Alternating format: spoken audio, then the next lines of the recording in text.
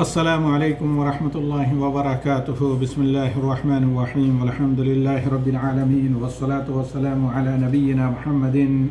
خاتم الانبیاء وامام المرسلین والتابعین له بإحسان الی یوم الدین اللہم اجعلنا من هؤلاء الموفقین یا رب العالمین۔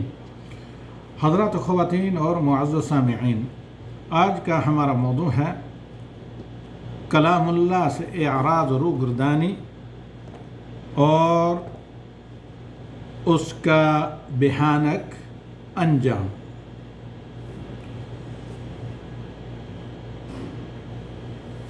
جی میرے احباب، میں عرض کر رہا تھا آج کا ہمارا موضوع درس تفسیر ہے کتاب اللہ سے اعراض یا روگردانی اور اس کا انتہائی بھیانک انجام۔ اور اللہ رب العالمین نے سابقہ جو اقوام ہیں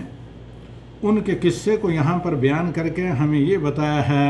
کہ اللہ کے کلام سے روگردانی کرنا یہ کتنا بڑا جرم ہے۔ اور آپ کو پتہ ہے کہ اہل سنہ والجماعہ کے اعتقادات میں، جیسے کہ آپ نے دروس الاصول الثلاثہ میں پڑھا یا آئندہ پڑھیں گے، یہ نواقض اسلام میں سے ہیں۔ اسلام کے جو منفی کام ہیں ان میں یہ شمار ہوتا ہے۔ تو لہذا آج ہم یہ جانیں گے معتبر جو علماء سلف ہیں مفسرین میں سے،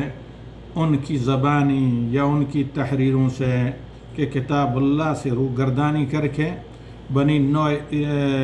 انسان کو کیا نقصان اٹھانا پڑتا ہے، اور اس سلسلے میں بنی اسرائیل کا انجام کیا ہوا۔ تو آج ہمارے درس کا موضوع جیسے کہ میں نے عرض کیا، اور آیات ہیں یہ 99 سے لے کر 101 تک، یعنی 3 آیتیں 99 99 اور 101 یعنی 101 تک یہ آیات ہیں جن کا درس تفسیر آج آپ حضرات خواتین کے سامنے پیش کیا جائے گا۔ کئی دنوں کے آپ لوگوں کے سامنے سے بظاہر یہاں پر زوم پر غیر حاضری کے بعد، اور بعد میں انشاءاللہ سب سے پہلے آپ لوگوں کے سوالات سنیں گے بہت دنوں کے بعد، چونکہ ملاقات ہو رہی ہے، اور ساتھ ہی ساتھ انشاءاللہ العزیز الکلم کے جو تھوڑے بہت سوالات ہیں ہمارے سامنے ان کے جوابات بھی دیں گے۔ تو آئیے سماعت فرمائیے۔ اعوذ باللہ من الشیطان الرجیم، بسم اللہ الرحمن الرحیم۔ وَلَقَدْ أَنزَلْنَا إِلَيْكَ آيَاتٍ بَيِّنَاتٍ وَمَا يَكْفُرُ بِهَا إِلَّا الْفَاسِقُونَ أَوَكُلَّمَا عَاهَدُوا عَهْدًا نَبَذَهُ فَرِيقٌ مِّنْهُمْ بل أكثرهم لا يؤمنون ولما جاءهم رسول من عند الله مصدق لما معهم نبذ فريق من الذين أوتوا الكتاب كتاب الله وراء ظهورهم كأنهم لا يعلمون۔ یہ ہیں آج کی 3 آیات، یعنی 99 سے لے کر 101 تک۔ تو ان آیات میں اللہ رب العالمین نے اللہ کے نبی صلی اللہ علیہ وسلم کو یہود کے اعراض اور یہود کی تنقید اور یہود کے اعتراض اور نبی صلی اللہ علیہ وسلم کو ہر طرح کی ایذا دینے کے بعد، اور آپ کے قتل پر کئی جان لیوا حملہ کرنے کے بعد اللہ رب العالمین نے اپنے نبی صلی اللہ علیہ وسلم کو تسلی و تشفی کے طور پر ان آیات میں کہا ہے وَلَقَدْ أَنزَلْنَا إِلَيْكَ آيَاتٍ بَيِّنَاتٍ۔ اے محمد صلی اللہ علیہ وسلم، جو قرآن ہم نے آپ پر نازل کیا ہے اس میں واضح آیات ہیں اللہ تعالیٰ کے کلام کی، جس میں واضح معجزہ ہے آپ کے لیے جو تا قیامت باقی رہنے والا ہے۔ اس میں کوئی شک نہیں، بلکہ یہود کو بھی حقیقتاً انہیں جو اللہ تعالیٰ نے ان کے پاس سابقہ کتابوں کا علم رکھا ہے اس کی روشنی میں کوئی ریب اور شک اور شبہ نہیں ہے کہ یہ اللہ کا کلام ہے، اور نبی صلی اللہ علیہ وسلم ہی وہ نبی ہیں جن کے انتظار میں وہ یہاں ہزارہ سال سے مدینے میں بیٹھے ہوئے ہیں۔ وَلَقَدْ أَنزَلْنَا إِلَيْكَ آيَاتٍ بَيِّنَاتٍ، ہم نے آپ پر جو قرآن نازل کیا ہے یہ واضح اللہ تعالیٰ کی طرف سے آیات اور نشانیاں ہیں، اللہ کا کلام ہے۔ وَمَا يَكْفُرُ بِهَا إِلَّا الْفَاسِقُونَ، سوائے گناہ گاروں کے اور اللہ تعالیٰ کے دین کے باغی لوگوں کے، یا اللہ تعالیٰ کے دین پر ایمان اور عمل سے راہ فرار اختیار کرنے والوں کے علاوہ کوئی ان کا انکار نہیں کرے گا اور اس نعمت کی ناشکری نہیں کرے گا جو اللہ کے قرآن نبی صلی اللہ علیہ وسلم کی بعثت نبوت کی شکل میں ہے۔ اب مزید تسلی کے لیے آیت نمبر 100 میں اللہ تعالیٰ کہتا ہے، آپ ذرا یہودیوں کی ہسٹری اور ان کا سابقہ انبیاء اور رسول کے ساتھ کیا سلوک رہا ہے اس کی ذرا ورگردانی کریں، اس پر ذرا ایک طائرانہ نظر ڈالیں۔ تو أَوَكُلَّمَا عَاهَدُوا عَهْدًا نَبَذَهُ فَرِيقٌ مِّنْهُمْ، کیا یہودیوں کی تاریخ اس پر شاہد نہیں ہے کہ جب بھی انہوں نے کوئی عہد کیا حضرت موسیٰ کے ساتھ، اور اس کے بعد حضرت عیسیٰ کے ساتھ، یہ بھی تو یہود تھے جن میں حضرت عیسیٰ علیہ السلام بھیجے گئے تھے، جب بھی ان لوگوں نے کوئی وعدہ کیا، حتیٰ کہ سلیمان اور داؤد کے ساتھ جب بھی ان لوگوں نے کوئی عہد کیا اللہ تعالیٰ کے ساتھ، اللہ تعالیٰ کے نبیوں کی وساطت سے، نبذ فریق منہم، تو ان میں سے ایک طبقے نے انہیں اتار پھینکا، یعنی طاق نسیاں میں رکھ دیا۔ پھینکنے کا مطلب یہاں پر یہ ہے کہ اس عہد پیمان کی کوئی قدر و قیمت انہوں نے نہیں کی، اور موجودہ دور میں بھی ان اہل کتاب یہود و نصارہ کی آپ پوری تاریخ دیکھیں جو مسلمانوں کے ساتھ عہد شکنی کی تاریخ ہے، اور اسی طرح مشرکین کی بھی، اور اب تک مسلمان عہد و پیمان ان کا پاس کرنے کے باوجود بھی مجرم قرار دیے جاتے ہیں، اور یہ ہر طرح کے جرائم کرنے کے باوجود بھی اپنے وکیل اور دوسروں کے ظالم جج بنے ہوتے ہیں۔ تو اللہ تعالیٰ کہتا ہے کہ اے نبی آپ پریشان نہ ہوں ان کے کفر اور ان کی ناشکری اور ان کی طرف سے جو آپ کے ساتھ تجاہل عارفانہ کا رویہ ہے، بلکہ اگر آپ ان کے ماضی پر نگاہ ڈالیں گے تو جب بھی انہوں نے کسی سے کوئی عہد و پیمان کیا ہے اس کو فوراً توڑ دیا ہے، بلکہ ان کی اکثریت بے ایمانوں کی ہے، اکثر ان میں سے بے ایمان لوگ ہیں۔ اب آگے اللہ تعالیٰ کہتا ہے آیت نمبر 101 میں، یہی آیت سامنے میں نے رکھ کر، اور اس پر ابو سعود بغوی رحمہ اللہ کی جو تفسیر ہے، جو تفسیر سلف میں سے ایک مستند تفسیر مانی جاتی ہے، بلکہ اگر آپ 3 تفاسیر کو سامنے رکھیں، تفسیر ابن کثیر، طبری، یعنی 3 تفسیر کا مطلب متقدمین کی 3 تفسیریں، اور تفسیر بغوی اور معاصرین کی تفسیر میں سے تفسیر سعدی، تو یقینی طور پر آپ کے سامنے علم تفسیر میں اس قدر آسان، عام فہم اور معلومات کا خلاصہ آ جاتا ہے کہ مزید آپ بحیثیت طالب علم اور کسی تفسیر کے محتاج نہیں رہتے ہیں، بالخصوص جن لوگوں کے پاس وقت کم۔ تو یہاں پر اللہ رب العالمین کہتا ہے کہ وَلَمَّا جَاءَهُمْ رَسُولٌ مِّنْ عِنْدِ اللَّهِ، اور جب کوئی بھی رسول، یا ناکرہ ہے، یعنی یہ صرف آپ کے ساتھ اے نبی صلی اللہ علیہ وسلم ان کا رویہ نہیں، بلکہ یہودیوں کا، جو یہود مدینہ ہیں، ان کے آباء و اجداد جو جہاں کہیں بھی تھے شام میں، تو ان کا رویہ ہر رسول کے ساتھ ایسا ہی رہا ہے کہ جب تک رسول سے ان کو اپنا مادی فائدہ رہے یہ ساتھ چلتے رہتے ہیں، جہاں دین ان سے جانی اور مالی قربانی مانگے وہاں یہ پتلی گلی سے نکل جاتے ہیں۔ یہاں ذرا ان کے ساتھ کمپیئر کریں موجودہ دور کے مسلمانوں کے احوال کو، اور بارہ میں بتا چکا ہوں کہ اللہ علیم و حکیم نے جو موسیٰ اور فرعون اور بنی اسرائیل کا قصہ قرآن کریم میں سب سے زیادہ آیات میں بیان کیا ہے، یہ بلا حکمت کے نہیں ہیں، کیونکہ اللہ تعالیٰ علیم و حکیم کو، علیم و خبیر کو یہ علم تھا کہ جن مراحل سے بنو اسرائیل گزرے ہیں ان مراحل سے امت محمدیہ کو گزرنا ہے، تاکہ ان سے سبق عبرت لے کر اہل اسلام یعنی مسلمان وہ طریقہ اعراض کا دین حق اور شریعت محمدی سے نہ اپنائیں جو یہود نے اپنایا، اور جس کے نتیجے میں ان کے اوپر